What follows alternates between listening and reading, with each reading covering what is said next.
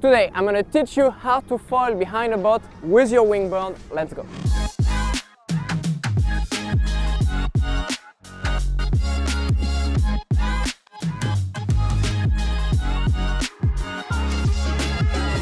Hey guys, thanks for joining us. Today, I'm going to teach you how to foil behind a boat with your wingboard, which is a really important skill to have if you are getting into wing foiling. Learning to foil with your wing is pretty complicated because you have a lot of things going on. You have to manage the power yourself, you have to hold the wing correctly.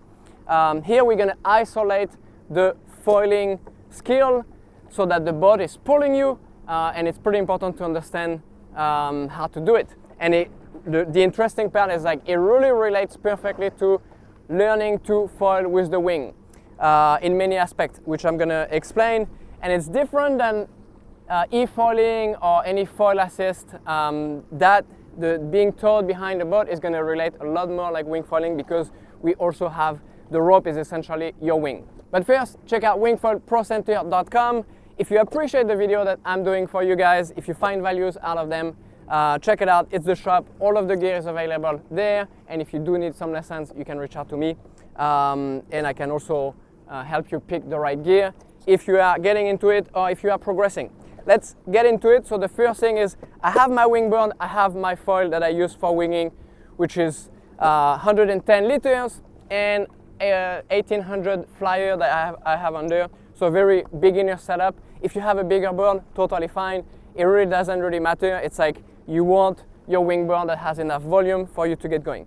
So first we're gonna put the boat in gear and I'm gonna make my way to my knees. Ideally, I can get to my knees and float even if I'm not moving. As soon as I start moving, I'm gonna get towed behind. The first step is gonna be to edge away from the wakes, and that's really the same thing as we're gonna do when we are with a wing. That's the essentially going upwind, pointing upwind. How do I do this? Well, I'm gonna edge. I'm gonna lean against the rope. So I'm gonna go back exactly behind.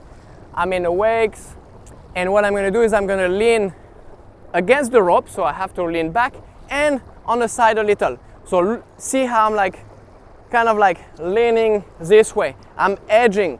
It's almost like the boat is pulling me and I'm trying to resist it. The more I resist, the more I'm gonna edge, the more I'm gonna go to the side. It doesn't need to be extreme. We wanna be pretty much at like a 45-degree angle.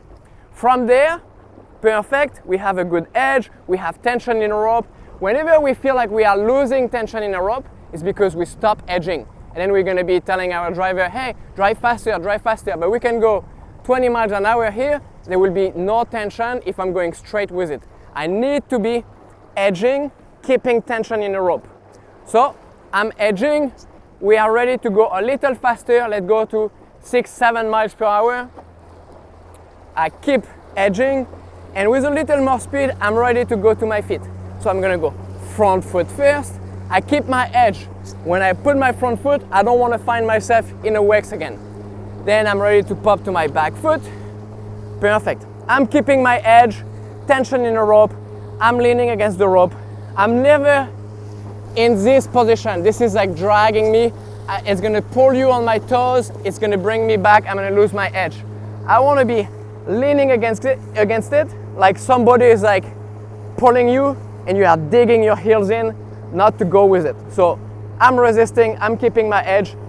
And then what's gonna be very important here is while I keep tension in the rope while I lean back, I'm gonna have to really make sure I keep loading the front of the board, because as we pick up speed, we can go to 10 now. As we pick up speed, I don't want the foil to start lifting. I want to go faster than the takeoff speed, than the stall speed. Then I will start flying. So let's go to 12 now. And this is the speed that's on the jet ski. It might not actually be a true speed because I think this foil would start lifting a lot sooner. Let's go to 14. This is really not accurate at all on the jet ski, but we need to feel like we are starting to get on plane. So now I feel like I'm on plane, I have less resistance, I keep my edge, I'm away from the wake, and then whenever I I feel ready, I'm gonna shift some weight, using my hip, moving it back while keeping tension in the rope. I don't want to move my hip back and in because otherwise I'm going to lose tension in the rope. See how when I move my hip back and it starts flying, I bring it forward again. That's what we want to do at the beginning. Really short flight, very controlled. We kept edging the entire time. I'm going to lean back and forward again, slowly. I accelerated a little, all good. I keep tension in our rope, and then I lean, move my hip back again. It's gonna start flying. And then when I feel good, I'm really gonna try to hold it right there. Sometime, what's gonna happen is that because we were really trying to keep the nose down, maybe we had our front foot way too far forward, which means when we're gonna start flying, I'm gonna be all back foot and my front foot is doing nothing. Actually, my front foot has so much leverage. As soon as I start loading it, it goes bird on the water. So if that's the case, I have to wiggle my front foot.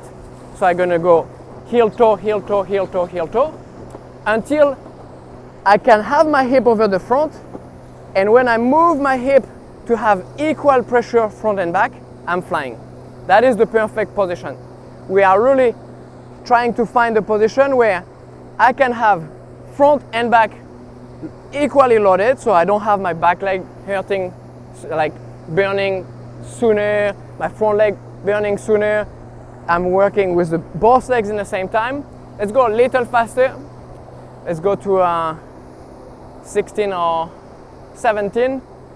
I think on a real wakeboard that would probably we would probably be going like 12. But now I'm really equal pressure front and back. I make sure that I always have tension in the rope by leaning. Now what happened is I'm extreme and I really lean excessively. I lean excessively, I'm gonna accelerate, and all of a sudden I'm gonna find myself right next to a jet ski, and at that point I pretty much have nowhere to go. What's gonna happen is I'm gonna start slowing down because I need to slow down to get back to my position. So I might not be able to fly. I might go too slow. So that's a tricky position. We don't want to edge too much, accelerate, go right next, or even maybe past the jet ski, and then have to slow down. That's going to be hard to handle if you don't know how to do it. So you want to try to stay exactly 45 degrees. So find that amount of edge to stay right there. If you edge more, you're going to go faster. If you edge less, you're going to go in the bow waves, and that's going to be more turbulence and it's going to be harder.